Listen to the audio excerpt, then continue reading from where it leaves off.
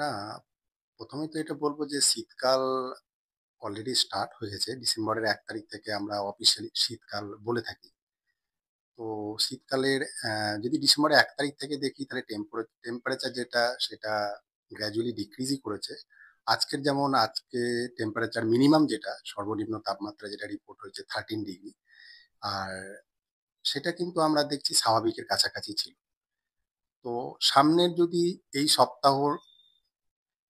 সপ্তাহে দেখে থাকি তাহলে সেটা স্বাভাবিকের কাছাকাছি থাকার সম্ভাবনা আছে এবং পরের সপ্তাহে আশা করা যাচ্ছে সেটা স্বাভাবিক থেকে কিছুটা স্বাভাবিকের কম থাকারও সম্ভাবনা থাকবে। গত বছরের তুলনায় এবার কি শীত বেশি পড়বে বলে এরকম রয়েছে? এখনো পর্যন্ত আমাদের যে প্রেডিকশন যে এই বছর মানে ডিসেম্বরে যে টেম্পারেচার সেটা নর্মালের কাছাকাছি থাকার সম্ভাবনা আছে। ডিসেম্বরে আমাদের জেনারেলি 13 থেকে 11 ডিগ্রি সেন্টিগ্রেডের কাছাকাছি থাকে। তো আজকে যেমন 13 ডিগ্রি, এরপরে আমরা আশা করছি যদি এরকম ফেভারেবল কন্ডিশন থাকে তাহলে নর্মালের কাছাকাছি টেম্পারেচার থাকবে। স্যার, এর মধ্যে তো মানে বৃষ্টি হওয়া বা কোনো ঘূর্ণিঝড়ের পূর্বাভাস তো কিছু নেই।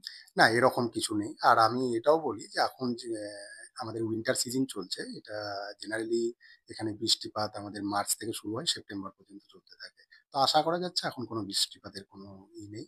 আর সামনে কিছু দেখা যাচ্ছে না বৃষ্টিপাত। হাইস্ট টেম্পারেচার কত যেতে পারে এরকম কিছু আগাম রিপোর্ট আছে আপনাদের কাছে এবারে? দেখুন, মিনিমাম আমি ওইটাই বললাম, আমাদের যা প্রেডিকশন নর্মালের কাছাকাছি যাওয়ার সম্ভাবনা আছে। ডিসেম্বর মাসে আমাদের নর্মাল টেম্পারেচার ১৩ থেকে ১১ ডিগ্রির কাছাকাছি থাকে।